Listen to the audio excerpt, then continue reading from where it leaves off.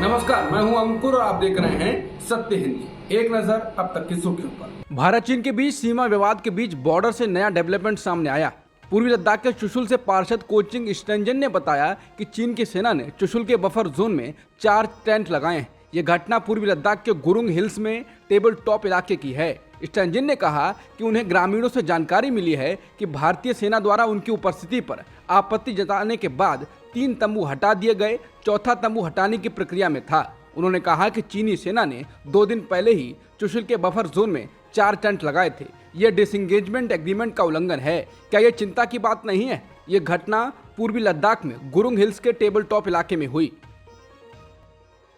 BJP के वरिष्ठ नेता सुब्रमण्यम स्वामी ने पीएम मोदी पर निशाना साधा है। उन्होंने ट्वीट कर कहा कि मोदी चीन से डरे हुए हैं, कहीं उनके बारे में कोई राज उजागर ना हो जाए। उन्होंने कहा क्योंकि और कुछ नहीं बताता कि मोदी आक्रामक के रूप में चीन का नाम लेने से क्यों डरते हैं। मध्य प्रदेश विधानसभा चुनाव के ठीक पहले व्यापम 2 को लेकर कांग्रेस हमलावर हो गई है। पटवारी भर्ती परीक्षा में बीजेपी विधायक का कॉलेज सुर्खियों में है। कॉलेज के इस परीक्षा केंद्र के 7 बच्चों ने टॉप किया है। कांग्रेस ने इस और अन्य गड़बड़ियों को लेकर सरकार को निशाने पर लिया। उधर सरकार का दावा है कि परीक्षा में कोई गड़बड़ी नहीं हुई है। कांग्रेस बेफजूल आरोप गढ़ रही है और सवाल उठा रही है। इसने कहा है कि कांग्रेस को जो भी पूछना या जानना है लिख कर दे, सरकार जवाब देगी। बता दें, इसी साल मार्च अप्रैल में मध्य प्रदेश कर्मचारी चयन आयोग ने 3,555 पदों के लिए परीक्षा ली थी।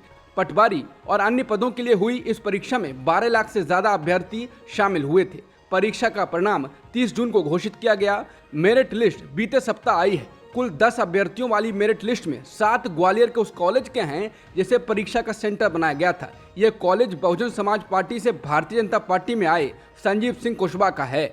मामला सामने आने के बाद से बेहद मुखर पूर्व केंद्रीय मंत्री और मध्य प्रदेश कांग्रेस के पूर्व अध्यक्ष अरुण यादव मुखर हैं। यादव ने पूरे मामले को लेकर प्रेस कॉन्फ्रेंस की है। उन्होंने मेधावी बच्चों का हक मारकर फर्जीवाड़ा करने का आरोप लगाया। यादव ने कहा है वो युवा बेहद दुखी और परेशान है जो फर्जीवाड़े का शिकार हुआ, जिसका भविष्य नतीजों से अंधकारमय हुआ है। मध्य प्रदेश विधानसभा चुनाव से ठीक पहले व्यापम 2 को लेकर कांग्रेस ने प्रेस कॉन्फ्रेंस में तमाम आरोप लगाते हुए कई सवाल उठाए। कांग्रेस नेता अरुण यादव ने पूछा, मेरिट लिस्ट में कुल 10 में से 8 टॉपर ग्वालियर चंबल संभाग से हैं। इनमें भी 7 का सेंटर एक ही था। वो भाजपा विधायक द्वारा संचालित कॉलेज है। ये संयोग कैसा है? हिंदी में हस्ताक्षर करने और हस्ताक्षर के नाम भी सीधे सीधे अपना नाम लिख देने वाले अभ्यर्थियों के अंग्रेजी में शानदार नंबर कैसे आए? एक ही परीक्षा केंद्र से इतने टॉपर्स निकले, किंतु मीडिया में किसी टॉपर ने ना तो इंटरव्यू दिया और ना ही किसी कोचिंग सेंटर में उनका नाम आया कि वो किसी खास कोचिंग सेंटर से पढ़े हैं। क्या उन्हें मीडिया से बात करने से रोका गया है? हर शिफ्ट के 3-4 सही प्रश्नों को डिलीट किया गया है, जबकि उनके उत्तर एकदम सही हैं। ऐसा क्यों? एक ही शिफ्ट के अंक के कम या ज्यादा होने में भी समानता नहीं है। ऐसा कैसे संभव हुआ है? उन्होंने कहा, विधायक जी के इस एक कॉलेज से चयन का प्रतिशत दिल्ली के मुखर्जी नगर में जो संस्थान आईएएस की कोचिंग पढ़ाते हैं उन संस्थाओं से भी ज्यादा कैसे है? एक चयनित युवती जिसकी अंक सूची आपके साथ साझा की है, उन्होंने जब फॉर्म भरा तो शरीर पर निशान के कॉलम में अंग्रेजी में लिखा कट ऑन मार्क नोज, जबकि सही अंग्रेजी होना चाहिए कट मार्क ऑन नोज। सरकार जवाब दे कि इन्हें अंग्रेजी में 100% अंक नहीं मिले हैं क्या? क्योंकि इनका अंग्रेजी का ज्ञान तो इनको फॉर्म भरते समय ही पता चल गया। कांग्रेस नेता ने इसी तरह कुल 10 सवाल पूछे हैं। मध्य प्रदेश के गृह मंत्री और राज्य सरकार के प्रवक्ता नरोत्तम मिश्रा ने गुरुवार को मीडिया से बातचीत में कहा कि कांग्रेस पार्टी का अशोकनगर का प्रवक्ता इसी पटवारी परीक्षा में फेल हो गया। उसके तथ्यहीन तर्कों को तथ्य बनाकर कांग्रेस से पेश कर रहे हैं। मिश्रा ने कहा, ये पर्चियों पर नौकरी देने वाले लोग विश्व की आधुनिकतम चयन परीक्षा प्रणाली पर सवाल उठा रहे हैं और सीरीज में झूठ बोल रहे हैं, नौजवानों के मनोबल को तोड़ रहे हैं। गृह मंत्री ने कहा, मैं आपके सामने झूठ की श्रृंखला को लाना चाहता हूं। जो ये 7 टॉपर हैं, इनमें से किसी ने भी एक ही शिफ्ट में परीक्षा नहीं दी, सबने अलग अलग शिफ्ट में परीक्षा दी है। उन्होंने आगे कहा, एक एक सवाल और एक एक जवाब का एक एक क्लिक रिकॉर्ड होती है। ये सब रिकॉर्ड में है। आप मांगो तो पूरा रिकॉर्ड क्यों नहीं मांगते हैं? क्योंकि आपका झूठ सामने आ जाएगा। आपको जो भी चाहिए लिखित में दीजिए, जुबानी जमा खर्च मत करिए। राज्य सरकार के प्रवक्ता मिश्रा ने यह भी कहा कि कितना शर्मनाक है कि इस देश में हिंदी में दस्तखत करने पर कांग्रेस सवाल उठा रही है। कमलनाथ जी सवाल उठा रहे हैं। उनकी जबानी जो लुटियंस में निकली है, इटालियन संस्कृति में रंग बस गए हैं। उन्होंने कहा कि हिंदुस्तान में और मध्य प्रदेश में मेडिकल, इंजीनियरिंग और पढ़ाई हिंदी में होने लगी है। वहाँ हिंदी में दस्तखत नहीं होंगे तो क्या इटालियन में दस्तखत होंगे? लोकसभा चुनाव 2024 को लेकर विपक्ष की तरफ से एकजुटता की बातें की जा रही हैं। विपक्षी दल अपनी आगे की रणनीति के लिए बेंगलुरु में जुटने वाले हैं। इस बीच यूपी पर सबकी नजर बनी हुई है। लोकसभा चुनाव की दृष्टि से देश के सबसे महत्वपूर्ण राज्य यूपी में विपक्ष की रणनीति क्या होगी, इसको लेकर भी सभी की नजरें बेंगलुरु में होने वाली विपक्ष की बैठक पर रहेंगी। अब खबर है कि विपक्ष की रणनीति और एंटी इनकम्बेंसी को देखते हुए बीजेपी यूपी में 1/4 से ज्यादा सांसदों के टिकट काट सकती है। इंडियन एक्सप्रेस के अनुसार सूत्रों द्वारा दी गई जानकारी के अनुसार इन सांसदों में कुछ केंद्रीय मंत्री भी शामिल हैं। बीजेपी के इन सांसदों में से ज्यादातर यूपी वेस्ट और यूपी ईस्ट से संबंध रखते हैं। कहा जा रहा है कि ऐसा ही बीजेपी अन्य राज्यों में प्लान कर रही है। सूत्रों ने बताया कि जिन नेताओं ने 75 साल की उम्र सीमा पार कर ली है या जो सांसद जनता और पार्टी कार्यकर्ताओं से दूर हैं और अपने क्षेत्रों में प्रभावशाली नहीं रहे हैं, उन्हें इस बार निराशा झेलनी पड़ सकती है। बीजेपी के एक सीनियर नेता ने बताया कि कई सांसद जो वर्तमान में मंत्री हैं उनका टिकट काटा जा सकता है, लेकिन बाद में उनमें से कुछ को राज्यसभा के जरिए संसद तक पहुंचाया जा सकता है। जैसे ही प्रधानमंत्री नरेंद्र मोदी फ्रांस के लिए रवाना हुए, वैसे ही यूरोपीय संसद ने बुधवार को मणिपुर हिंसा पर एक प्रस्ताव को अपना लिया और कहा यह भाजपा पार्टी के प्रमुख सदस्यों के द्वारा की गई राष्ट्रवादी बयानबाजी की कड़े शब्दों में निंदा करता है। हालांकि मणिपुर को लेकर भारत सरकार ने जवाब में कहा है कि यह मामला पूरी तरह से आंतरिक है।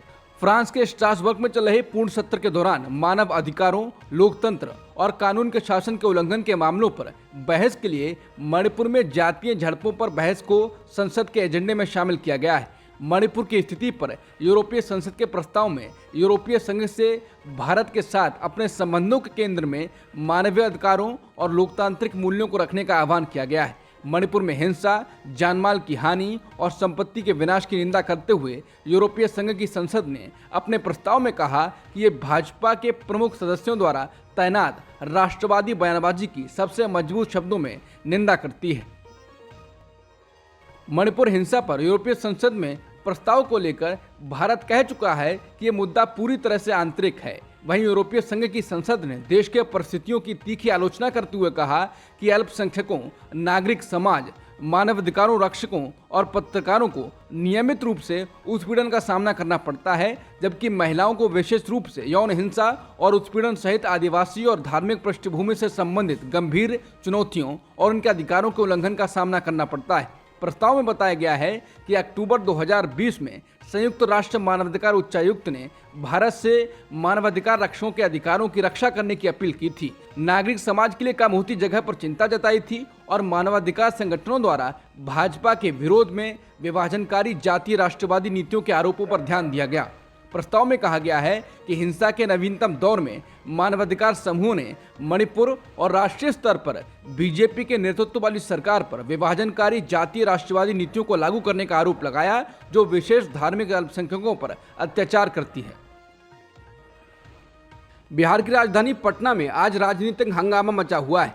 पहले विधानसभा में बवाल हुआ, फिर सड़क पर बीजेपी ने आज गांधी मैदान से विधानसभा तक मार्च निकालने की कोशिश की, जिस दौरान पुलिस ने बीजेपी कार्यकर्ताओं पर लाठीचार्ज किया और पानी की बौछार भी छोड़ी। इस दौरान बीजेपी का कहना है कि पार्टी के नेता विजय कुमार सिन्हा की लाठीचार्ज में मौत हो गई। आरोप है कि वो लाठीचार्ज में घायल हो गए थे। अस्पताल पहुंचने पर उन्हें मृत घोषित कर दिया गया। बिहार के पूर्व डिप्टी सीएम और सांसद सुशील कुमार मोदी ने कहा, ये बहुत दुर्भाग्यपूर्ण है। सबसे दुखद तो ये है कि हमारा एक कार्यकर्ता विजय कुमार सिंह की मृत्यु हो गई। वो जहानाबाद का जिला महामंत्री था। पुलिस ने इतनी बुरी तरह से पिटाई की, अस्पताल पहुंचते पहुंचते उसकी मौत हो गई। हम पुलिस पर हत्या का मुकदमा दर्ज करेंगे। 2 दर्जन से ज्यादा पार्टी कार्यकर्ता घायल हुए हैं। बता दें, बिहार लोकसेवा आयोग के जरिए शिक्षकों की होने वाली बहाली और बिहार के बाहर के अभ्यर्थियों को परीक्षा में बैठने की इजाजत देने के खिलाफ पटना में बीजेपी विरोध प्रदर्शन कर रही है। बिहार में शिक्षक भर्ती और तेजस्वी यादव के इस्तीफे की मांग को लेकर बीजेपी नेताओं के प्रदर्शन के बाद बिहार के डिप्टी सीएम तेजस्वी यादव ने मीडिया से बातचीत की। उन्होंने कहा कि जो लोग 10 लाख नौकरी की बात पूछ रहे हैं, वो ये बताएं कि कौन सा ऐसा राज्य है जहां 3 लाख से ज्यादा सरकारी नौकरी का विज्ञापन निकाला गया हो। हम तो कह ही रहे हैं कि हम अपने शासनकाल में 10 लाख नौकरी देने का वादा पूरा करेंगे, लेकिन बीजेपी 2 करोड़ नौकरी का हिसाब दे। महंगाई का हिसाब दे। तेजस्वी बोले, बीजेपी बेकार का हुड़दंग कर रही है। 18 साल तक सरकार में कौन था? ये तो महागठबंधन की सरकार बनी तो बहाली निकाली गई। कोई छोटी मोटी शिकायत होगी तो हम संवाद कर रहे हैं, जो उनकी शिकायत होगी सुनेंगे। इस बीच बिहार बीजेपी अध्यक्ष सम्राट चौधरी अस्पताल जाकर बीजेपी के घायल कार्यकर्ताओं से भी मिले। सम्राट चौधरी ने कहा कि बीजेपी आज के दिन को काला दिवस के तौर पर मनाती है। समान नागरिक संहिता यानी यूसीसी पर असम के मुख्यमंत्री हेमंत बिस्वा शर्मा ने कांग्रेस के नेताओं पर निशाना साधते हुए आरोप लगाया है कि कांग्रेस नेता केवल मुसलमान पुरुषों के लिए ही काम करते हैं। उन्होंने कहा कि वो कांग्रेस नेता मुसलमान महिलाओं का दुख नहीं समझ रहे हैं, वो बस मुसलमान पुरुषों के लिए काम करते हैं। सवालिया लहजे में शर्मा ने कहा, क्या कांग्रेस का कोई नेता अपनी बेटी ऐसे पुरुष को देगा जिनकी पहले से ही दो बीबियां हों? उन्होंने ये भी कहा कि यूसीसी एक ऐसा मामला है जिस पर संसद को फैसला लेना है। उन्होंने कहा कि जाहिर सी बात है कि उसमें राज्यों की भी भागीदारी रहेगी। क्या प्रधानमंत्री की छवि चमकाने में सरकारी विज्ञापनों के मद का पैसा अकेले पीएम मोदी की छवि पर खर्च किया जा रहा है? कांग्रेस नेता जयराम रमेश ने आज ट्वीट किए दस्तावेजों के जरिए एक गंभीर आरोप लगाया है। दूसरी तरफ टाइम्स ऑफ इंडिया की एक खबर में कहा गया है कि रेलवे ने वंदे भारत ट्रेनों को हरी झंडी के लिए पीएम मोदी के इवेंट पर 2.5 करोड़ से ज्यादा पैसे खर्च कर डाले। टीओआई की यह रिपोर्ट एक आरटीआई पर आधारित है। टाइम्स ऑफ इंडिया की एक रिपोर्ट के अनुसार आरटीआई से पता चलता है कि वंदे भारत ट्रेनों का प्रचार एक महंगा सौदा साबित हुआ है। आंकड़ों के अनुसार अकेले दक्षिणी रेलवे ने क्षेत्र में वंदे भारत ट्रेनों के लिए 2 लॉन्च कार्यक्रम आयोजित करने के लिए कुल 2,62,60,367 रुपए खर्च किए। विशेष रूप से इन आयोजनों में 8 अप्रैल को चेन्नई कोयम्बटूर वंदे भारत और 25 अप्रैल को तिरुवनंतपुरम कासरगोड वंदे भारत शामिल थी। आरटीआई कार्यकर्ता अजय बोस द्वारा दायर आरटीआई आवेदनों के जवाब में दक्षिणी रेलवे द्वारा दी गई जानकारी के अनुसार रेलवे ने चेन्नई में आयोजित वंदे भारत एक्सप्रेस लॉन्च करने के लिए कुल 1,14,42,000 से अधिक रुपए खर्च किए, जहां प्रधानमंत्री मोदी ने हरी झंडी दिखाई थी। रिपोर्ट में कहा गया है कि इस राशि में से 1,05,03,000 से अधिक रुपए का भुगतान इवेंट मैनेजमेंट के लिए नियुक्त एजेंसी इवोक मीडिया को किया गया है।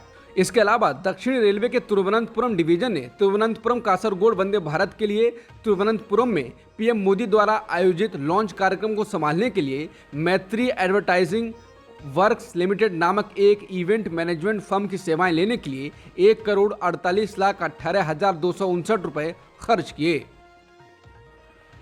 कांग्रेस नेता जयराम रमेश ने आज 13 जुलाई को कहा कि संसद भारत सरकार के सभी विभागों और मंत्रालयों के लिए बजट तय करती है। हर कार्यक्रम योजना का एक अलग मुख्य बजट होता है। जयराम रमेश ने कहा कि अब 19 मई 2023 को एक अभूतपूर्व कदम में वित्त मंत्रालय ने आदेश दिया है कि विभिन्न विभागों मंत्रालयों में विज्ञापन और प्रचार के लिए संसद द्वारा तय किए गए धन का 40% केंद्रीय संचार ब्यूरो के हिस्से में रखा जाना चाहिए। यानी वो 40% बजट राशि अब सीबीसी के पास आ जाएगी। सीबीसी सूचना एवं प्रसारण मंत्रालय के तहत काम करता है। उन्होंने कहा कि संसद द्वारा अनुमोदित 2023-24 के लिए सीबीसी का बजट 200 करोड़ रुपए है। वित्त मंत्रालय के 19 मई 2023 के आदेश से चालू वर्ष के लिए सीबीसी का बजट अचानक अब 750 करोड़ रुपए से अधिक हो जाएगा। जयराम रमेश ने कहा कि स्पष्ट रूप से सीबीसी ये बजट 2024 आम चुनाव के दौरान मोदी सरकार के चुनाव अभियान पर खर्च करेगी। सीबीसी एक सुपरस्टार है जो पीएम उर्फ प्रचार मंत्री की धुन पर नाच रहा है, लेकिन इस प्रचार मशीन के पास पर्याप्त धन नहीं था। अब इस सर्जिकल स्ट्राइक के साथ सीबीसी के पास पैसा आ जाएगा। क्या ये वास्तव में दुरुपयोग नहीं है? इसके साथ उन्होंने कहा कि बहरहाल कर्नाटक की 40% कमीशन सरकार की तरह मोदी सरकार को भी उखाड़ फेंका जाएगा। इस मुद्दे पर टिप्पणी करते हुए कांग्रेस के मनीष तिवारी का कहना है कि यह हैरान करने वाला है। सरकार ऐसा कैसे कर सकती है? ये पूरी तरह से गैर कानूनी है। यह स्पष्ट है कि चुनावी वर्ष में सरकारी प्रचार निधि का राजनीतिक उद्देश्य के लिए दुरुपयोग किया गया है। रेसलिंग फेडरेशन ऑफ इंडिया के निवर्तमान अध्यक्ष और भाजपा सांसद ब्रजभूषण शरण सिंह ने 6 मई को पुलिस पूछताछ के दौरान 6 महिला पहलवानों द्वारा उनके खिलाफ लगाए गए यौन उत्पीड़न के सभी आरोपों को खारिज कर दिया। ब्रजभूषण ने उन आरोपों को झूठा और निराधार बताया, जिसमें कहा गया है कि पहलवानों की सांस लेने की जांच करने के बहाने भाजपा सांसद ने उनके स्तन और पेट को छुआ। इंडियन एक्सप्रेस की रिपोर्ट के अनुसार जांच समिति की सुनवाई के दौरान एक पहलवान ने आरोप लगाया कि ब्रजभूषण ने उनके स्तनों और पेट को 3-4 बार छुआ और उसके सांस लेने के तरीके की लगातार आलोचना की। हालांकि ब्रजभूषण ने आरोप से इनकार किया है और कहा कि सांस लेने का सही तरीका बताते हुए उन्होंने अपना पेट छूकर दिखाया था। ब्रजभूषण ने एमसी मैरी कॉम की अगुवाई वाली समिति को बताया कि वो याद करने में असमर्थ हैं कि घटना कहां हुई थी, लेकिन एक टूर्नामेंट के दौरान उन्होंने एक अन्य महिला पहलवान और एक कोच ने सोचा कि शिकायतकर्ता मुकाबले के दौरान गलत निर्णय क्यों ले रही है। ब्रजभूषण ने जांच समिति को बताया तो हमने बात की कि उसका सांस लेने का तरीका उल्टा है। ब्रजभूषण ने कहा, मैडम मैं इसका शिकार हो चुका हूँ। एक घटना घटी थी, मेरे बेटे ने आत्महत्या कर ली थी। मैं लगभग 20 साल तक ठीक से नहीं सो पाया था। इसके बाद मैंने योग की शरण ली। मुझे बताया गया कि चूंकि मेरी सांस लेने का पैटर्न उल्टा है इसलिए मैं सो नहीं पा रहा हूँ। ब्रजभूषण ने बताया, पहलवान और कोच ने उनसे उल्टे सांस लेने के पैटर्न का मतलब पूछा। तब मैंने अपना हाथ अपने पेट पर रखा और उन्हें दिखाया कि जब हम सांस लेते हैं तो पेट फूलना चाहिए और जब हम सांस छोड़ते हैं तो पेट सिकुड़ना चाहिए। उस क्षण सभी ने अपनी श्वास की जांच की। जब शिकायतकर्ता आई तो मैंने उससे कहा, बेटा तुम्हें भी योग करना चाहिए। रेसलिंग फेडरेशन ऑफ इंडिया के असिस्टेंट सेक्रेटरी विनोद तोमर ने फेडरेशन के अध्यक्ष और बीजेपी नेता ब्रजभूषण को महिला पहलवानों के यौन उत्पीड़न में मदद की। इंडियन एक्सप्रेस ने इस मामले में दिल्ली पुलिस की चार्जशीट के हवाले से लिखा है कि तोमर को 6 शिकायतों में से 2 में सह अभियुक्त बनाया गया है। इसमें कहा गया है कि तोमर ने जानबूझकर ब्रजभूषण के लिए ऐसा माहौल बनाया जिसमें उनके लिए महिला पहलवानों का यौन शोषण आसान हो जाए। इसमें कहा गया है कि तोमर ने यह सुनिश्चित किया कि जब महिला पहलवान ब्रजभूषण से मिलने जाएं तो वहां कोई ना हो। तोमर ने ऐसा जानबूझकर किया, इसका एक साफ मकसद था। एक मामले में उन्होंने एक महिला पहलवान के पति को वहां नहीं रहने दिया, एक दूसरे मामले में एक कोच को उन लोगों से दूर रखा गया। ये सब ब्रजभूषण के दिल्ली के अशोका रोड स्थित घर और उससे लगे दफ्तर में हुआ था। एशियाई एथलेटिक्स चैंपियनशिप 2023 थाईलैंड के बैंकॉक में आयोजित की जा रही है। चैंपियनशिप के दूसरे दिन भारत के खाते में 3 गोल्ड और 1 ब्रॉन्ज मेडल आया है। पहला गोल्ड ज्योति याराजी ने जीता है।